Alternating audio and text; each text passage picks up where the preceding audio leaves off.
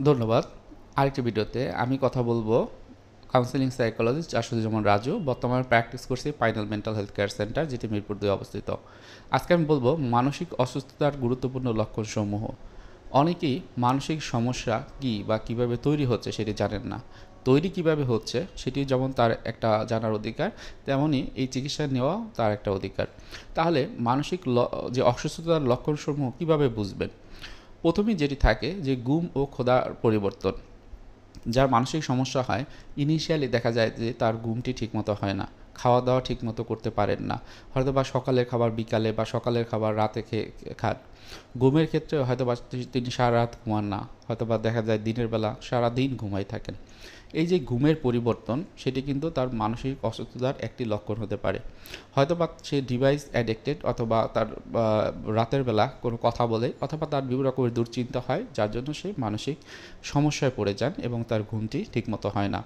ক্ষুধার ক্ষেত্রে হয়তো বা তার ভিতরে প্রচুর স্ট্রেস বা অ্যাংজাইটি কাজ করে, সেই জন্য সে ঠিক সময় খেতে পারে না, খেতে গেলে অনেক সময় তার ভিতরে বমি বমি কাজ করে।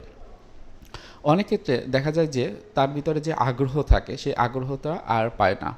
হয়তোবা তার আগ্রহ ছিল সে ভবিষ্যতে অনেক বড় কিছু করবে, প্রথমেই তারা পড়াশোনা শেষ করা, সবার সাথে একটা ভালো একটা সম্পর্ক রাখা, সেই জিনিসগুলো সে করতে পারছে না।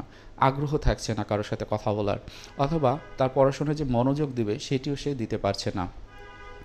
অনেক ক্ষেত্রে তাদের কনসেন্ট্রেশন বা মনোযোগের অভাব হয়, হয়তোবা পড়াশোনা করতে গেলে তার মনোযোগ সে রক্ষা করতে পারে না। আজকে কী কী করণীয় সেটি তার খেয়াল থাকে না, তার অনেক কিছু মেমোরি লস হয়। গত 3 দিন আগে কী ঘটনা হয়েছিল সে মনে রাখতে পারে না, অথবা তার টিনেজ বয়সে, অথবা পিউবার্টি এজে, অথবা অ্যাডোলেসেন্ট পিরিয়ডগুলোতে তার কী কী সমস্যা ছিল বা কী কী বিষয় তার জীবনের সাথে জড়িত ছিল সেটি সে বলতে পারে না। অর্থাৎ সে অনেক ক্ষেত্রে অনেক কিছুই ভুলে যায়। এই যে ভোলার যে লক্ষণ, এটা যদি দীর্ঘদিন ধরে থাকে, একটা সময় দেখা যায় যে এটাও তার অন্যান্য যে মানসিক সমস্যা সেগুলো হয়ে থাকে।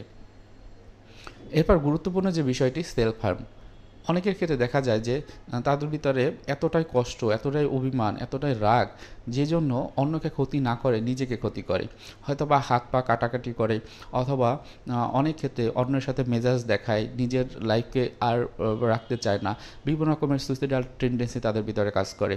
হয়তো বা তার এই কষ্টের কথাটুকু কাউকে যে বলবে সেটিও বলতে সে চায় না, আগ্রহ পায় না। বিভিন্ন বিষয়ে ক্লান্তি লাগে। এই ক্লান্তিগুলো কিছু কিছু তার মানসিক ক্লান্তি, কিছু কিছু শারীরিক ক্লান্তি। তো এগুলো যেমন অনেক দিন থাকলে তার অন্যান্য যে মানসিক সমস্যাগুলো সেগুলো কিন্তু দেখা দিতে পারে। অনেকের ক্ষেত্রে দেখা যায় যে মাথা ব্যথা দীর্ঘস্থায়ী ব্যথা তৈরি হয়। হয়তোবা সে বারবার একটি কথাই বলে যে আমার মাথা ব্যথা করে বা মাথায় ঘুরায়, অথবা অনেক ক্ষেত্রে বলে আমার মনে হয় যে মাথাটা ফেটে যাবে।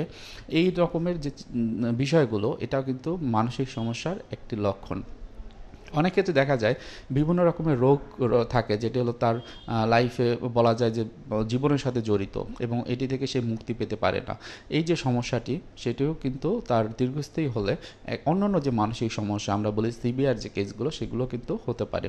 অনেকের ক্ষেত্রে দেখা যায় বিরক্তি ভাব, অস্থিরতা, অতিরিক্ত রাগ তারা প্রকাশ করে। এই যে রাগ, অভিমান বা অতিরিক্ত অস্থিরতা, এটাও কিন্তু বিভিন্ন রকমের সাইকোলজিক্যাল প্রবলেম বা সাইকোলজিক্যাল ডিসঅর্ডারের কিন্তু লক্ষণ হিসেবে আসতে পারে। আমরা কোনো ক্ষেত্রেই বলতে পারি না যে কারোর ভিতরে ডিপ্রেসিভ মুড থাকলে তার মানে সে ডিপ্রেশনে ভুগছে, বা তার ভিতরে অস্থিরতা থাকলেই তার ভিতরে অ্যাংজাইটি বা অস্থিরতার বা উদ্বিগ্নতার যে রোগ সেটি হয়েছে। আমাদের প্রপার ডায়াগনোসিস করতে হয়। আমরা যারা প্রফেশনাল রয়েছে, আমরা ইনিশিয়ালি MSE অর্থাৎ মেন্টাল স্টেট এক্সামিনেশন করি, যেটি অনেক অ্যাডভান্স লেভেলের যে বিষয়গুলো সেগুলো আমরা তুলে নিয়ে আসি। সুতরাং এর চিকিৎসাও রয়েছে, এর সঠিকভাবে আপনি কীভাবে জীবনযাপন করবেন তারও ব্যবস্থা করতে পারেন। শুধুমাত্র এই লক্ষণগুলো থাকলে আপনি একজন প্রফেশনাল কাউন্সেলিং সাইকোলজিস্টের কাছে যেতে পারেন বা সাইকিয়াট্রিস্টের কাছে যেতে পারেন। আপনি যদি ঢাকার বাইরে থাকেন, তাহলে আপনার আশেপাশে যে সরকারি মেডিকেল রয়েছে সেখানে সাইকিয়াট্রিক ডিপার্টমেন্টে যেতে পারেন।